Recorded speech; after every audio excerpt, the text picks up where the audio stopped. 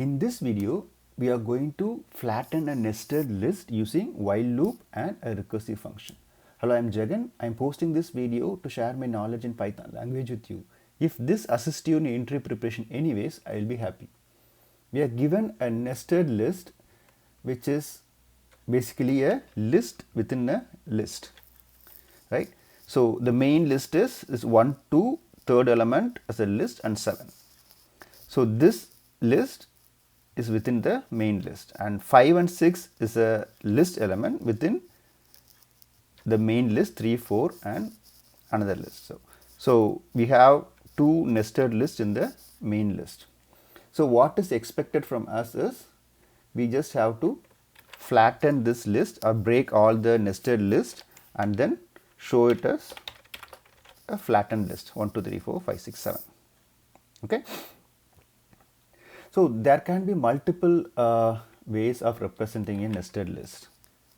So this is one blank nested list, and then we can have a list with one element.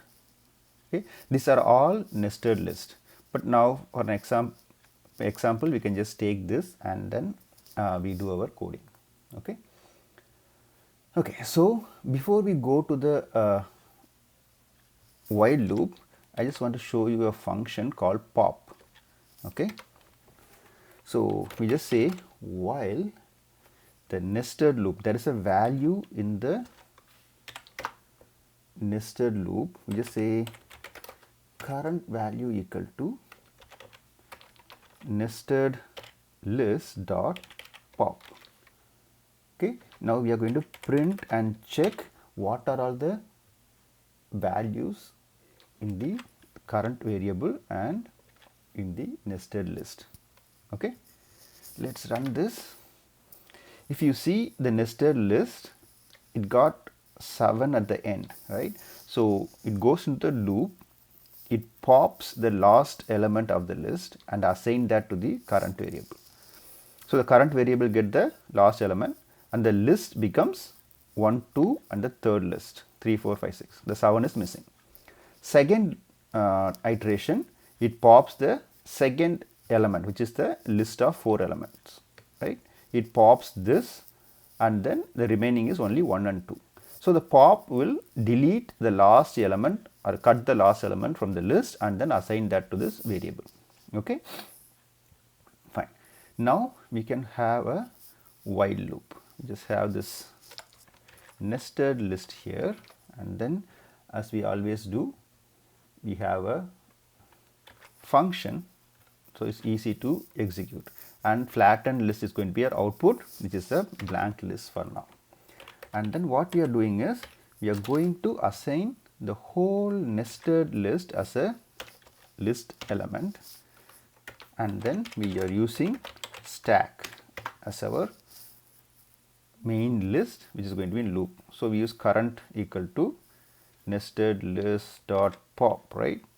So instead of nested list, we have used a stack.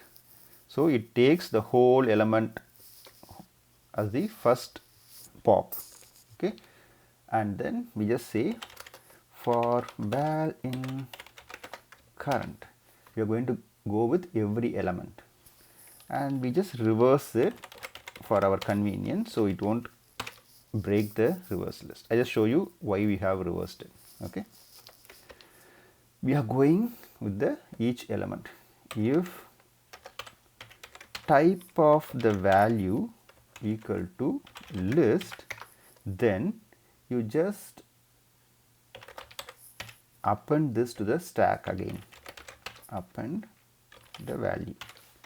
If not, we just use the return value, flattened list, and put the integer element into it. Okay, so once the loop is done, we just say return the flattened list. Now let's call the function. Hope there is no syntax error. Nested list, reverse is not defined, so reversed d. Okay, so we flatten the whole list, but it shows in the reverse order because we are just reversing here. Okay. So let's see how it works. Let's have a print statement in every step, so it's easy to understand. So we just have a print statement here, and then we see what are all the values we are getting after the reversed, and once the loop is done, we can just have a print statement here and see stack value stack. Okay. So since we are appending this to stack, we want to see what is happening with the stack. Let's run this. So we get the output, and this is how the process works. Let's see one by one. First, we are taking the whole list as an element, going to the while loop, pop. So it takes the whole list. Okay, and then going for the reversed. Reversed is going the right to left. So 7 is the first element. Okay, so it goes and check 7. Is it a list? No. So it flattens, go to the final variable, flatten list, and append to it. And next it takes this, right? So the value takes 7 and then takes this list and see whether it's a list. Yes. So it appends to the stack, and then it goes for the next variable, which is 2 and 1, which is not a list, so it just append to that 1. Okay, so 2 and 1 just appends to it. So 7 2 1, right? 7 2 1 is clean.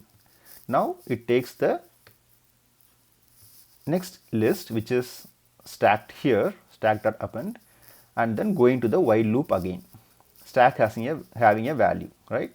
So 3 4 5 and 6. So it takes that as a element and then going through the loop.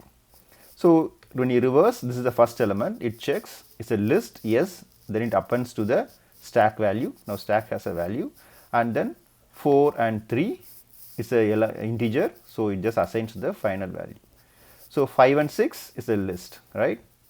So the stack value is 5 and 6. So the while loop goes again, takes 5 and 6, it reverses it, so 6 and 5. So that's why we are reversing it. So 6 and 5. So that's how the whole nested list is broken down, and then it makes a flattened list, right? Yes. Is there a better way to do it? Yes, that's a better way, and it's called a recursive function.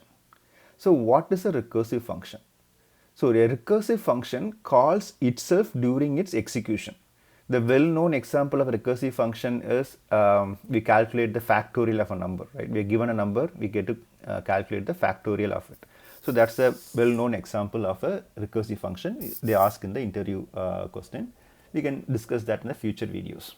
Okay. Now let's go for our next example, which is a recursive function part, which calls the same function again, right? Okay, so from the previous code, we are getting the same function and the flattened list. Now what we are going to do is, we are going to create a helper function, which is going to do our recursive work. Okay, and same for the value in the nested list. We just check if type of value equal to list, then if it's a list, what we did before, we just append to the stack and then went to the while loop, right?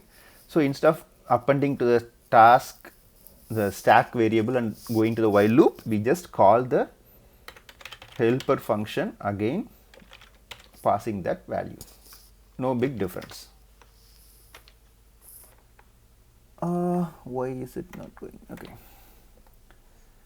So else we just do our flattened list dot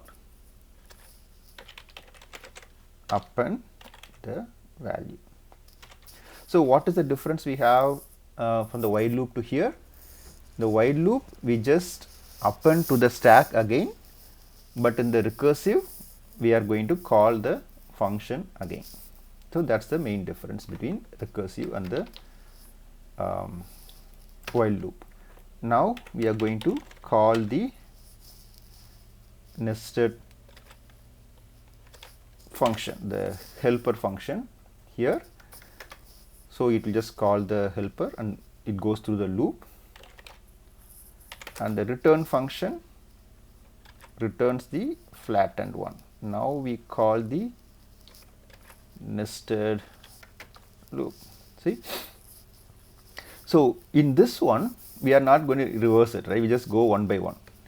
So it goes the nested loop, nested list, calls the function, and we assign a return variable, and then you go to a recursive function helper where it takes the function first, and then it checks every element. Is one list?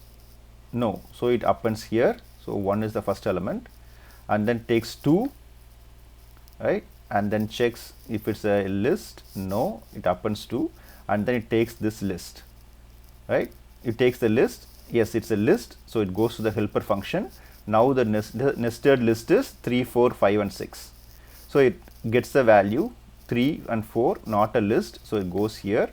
5 and 6 is a list, so it takes the helper function again. Now the nested list is 5 and 6. If you see print the nested value is, we just say nested list, so we can see how it's getting the value. So first is get the whole value, and then it takes the 3 and 4, 5, 6, and 5, 6 the list, it comes here, right. So it goes to the loop and it directly goes here. The previous example, it takes from the back and pops and read it. In recursive function it goes straight. Both are close to same, but as an interviewer I prefer to see the recursive function as a response than the while loop. Okay, but both have the same output.